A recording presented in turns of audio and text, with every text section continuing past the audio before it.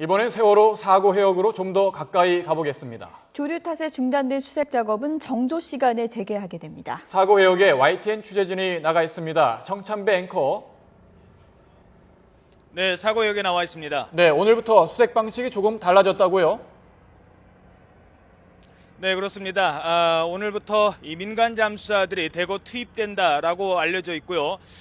저희들이 지금 정확한 상황을 말씀드릴 수는 없습니다만 바지선의 위치가 계속 바뀌고 있습니다.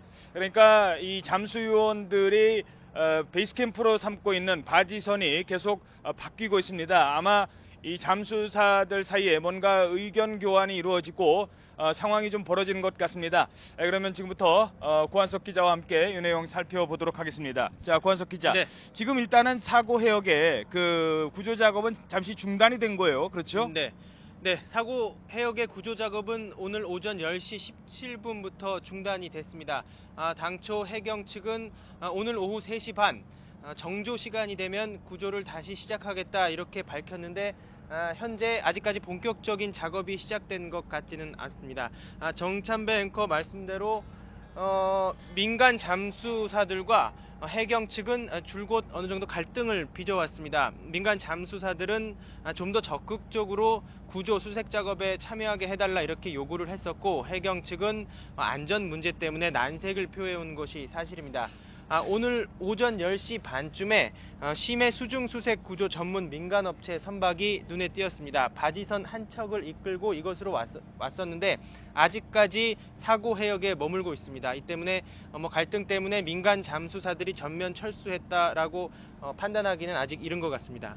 자, 지금 화면을 보면서 좀 더 자세히 설명드리겠습니다. 지금 보시는 이 바지선 위는요, 당초 이곳에 있던 바지선은 아닙니다.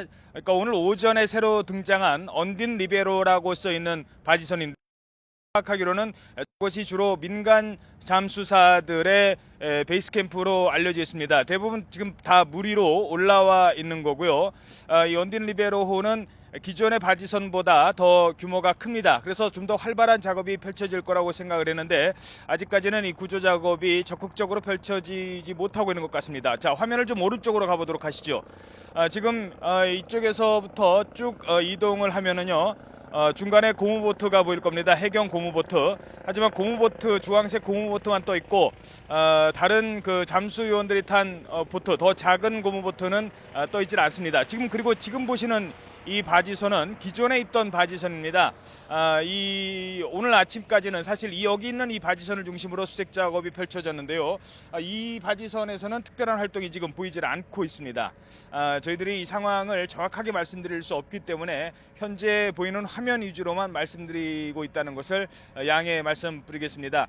그러나 저희들이 파악하기로는 민간 잠수사 그리고 해경 또는 해군과의 무슨 갈등이 있다 이런 것보다는 지금 의견 조율을 하고 있다 이렇게 좀 파악을 해야 될 것 같은데요. 어떻게 보십니까?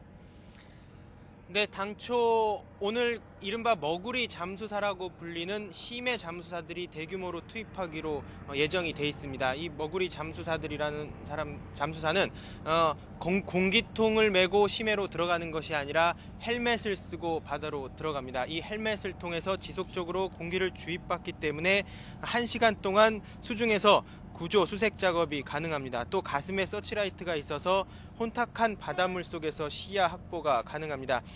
오늘 대략 50여 명 정도가 투입될 것으로 예상이 되기 때문에 이들 심해 잠수사가 실제 투입되는지 여부도 지켜봐야 할 것 같습니다. 예, 알겠습니다.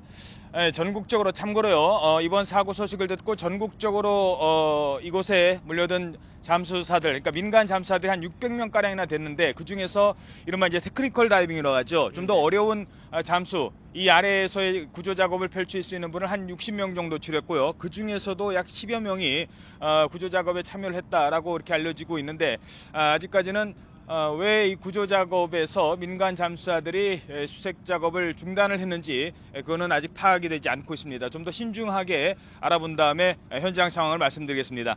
지금은요, 지금 이 화면은 선수 부분에 떠 있는 그 리프트백 모습을 보고 계십니다. 자, 이곳 주변으로 해경의 고속 단정의 모습은 좀 보이고 있습니다만 말씀드린 것처럼 직접 잠수사들이 타고 있는 고무보트는 아직은 보이지 않고 있습니다. 그래서 수색 작업이 잠시 중단된 것으로 파악되고 있고요.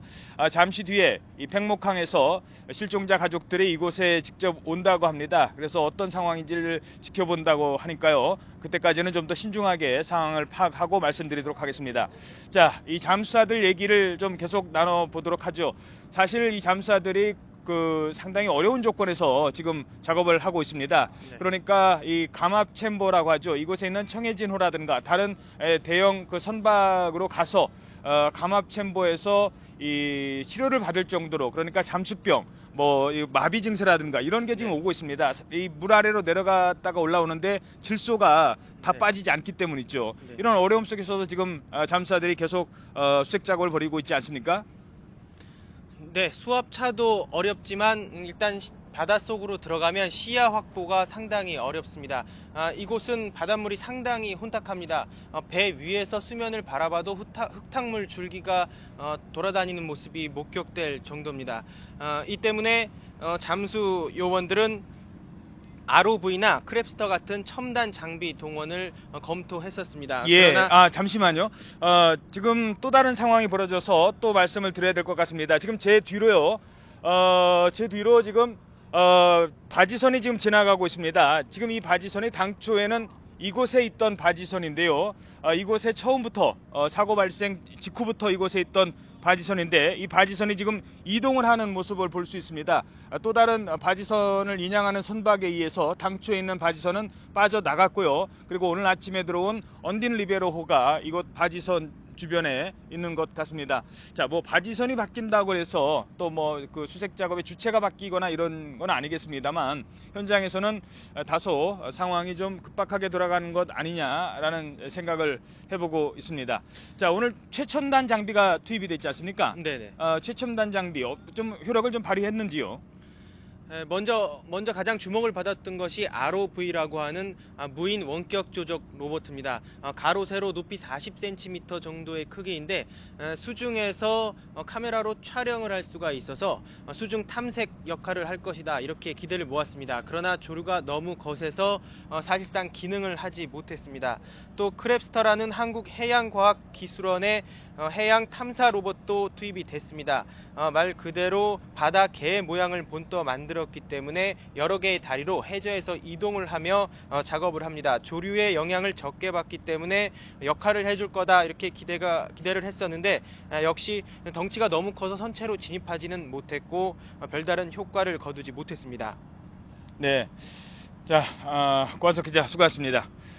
이 최첨단 장비가 동원이 됐습니다. 그리고 사실 좀 늦게 온 감은 있습니다. 하지만 좀 늦게 왔어도 최첨단 장비가 수색 작업에 큰 도움이 될 거라고 기대를 했습니다만 실제 구조 작업에는 큰 도움이 되지 못하고 있습니다. 안타깝게 시간은 흐르고 있고요. 실종자들을 구조했다는 소식 아직 들리지 않고 있습니다. 좀 더 이곳 상황을 지켜본 뒤에 속보가 들어오면 전해드리도록 하겠습니다. 지금까지 사고 해역에서 전해드렸습니다.